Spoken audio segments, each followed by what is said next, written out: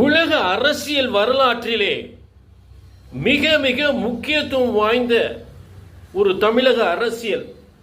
அந்த தமிழக அரசியலில் விஜய் அவர்கள் முதலில் மிகப்பெரிய உலக சாதனை, உலக வரலாற்றில் முக்கியத்துவம் வாய்ந்த ஒரு சாதனை, வெற்றி சாதனை. அந்த வெற்றி சாதனையை புரிந்து சிஎம்மாக, தமிழகத்தின் முதல்வராக பொறுப்பேற்று அந்த பதவியை மிக பக்குவமாக, சரியாக, முறையாக அந்த பணியை செய்து கொண்டிருக்கிறார். ஆச்சரியப்படும்படி செய்து கொண்டிருக்கிறார்.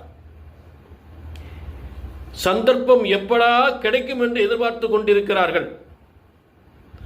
ஆனால் அவர் மிகவும் புத்திசாலி, அமைதியாக இருக்கிறார் என்று நினைத்து விடாதீர்கள். எல்லாம் கேள்வி எழுப்புறார். சட்டமன்றத்தில் ரொம்ப அமைதியாக இருக்காரு, எந்த பதிலும் தரமாட்டேங்கிறாரு அப்படின்னு எல்லாரும் எதிர்பார்க்குறாங்க. எங்க எப்ப பேசணுமோ அப்ப பேசுவார். இப்ப அவரெல்லாம் உன்னிப்பாக கவனிக்க வேண்டிய விஷயங்களை கவனித்துக் கொண்டிருக்கிறார். எங்க யாரை எப்படி என்ன வழிக்கு கொண்டு வரணுமோ அதை கண்டிப்பா செய்வார். பிரஸ் மீட்டிங் வைக்கல அப்படின்னு பல குறைகள்.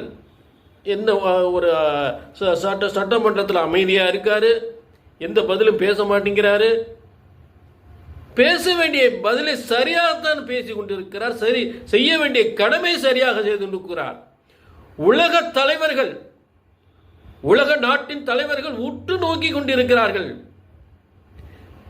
விஜயின் பெருமையை பேசிக் கொண்டிருக்கிறார்கள். இது ஒன்று போதாதா? குறை சொல்லவில்லை, உலக நாடுகள் குறை சொல்லவில்லை. அவரை மிக பெருமையாக பார்த்துக் கொண்டிருக்கிறார்கள், பெருமையாக பேசிக் கொண்டிருக்கிறார்கள் உலக நாடுகள். அதே நேரம் அவர் மனசாட்சிக்கு பயந்து நடந்து கொண்டிருக்கிறார்.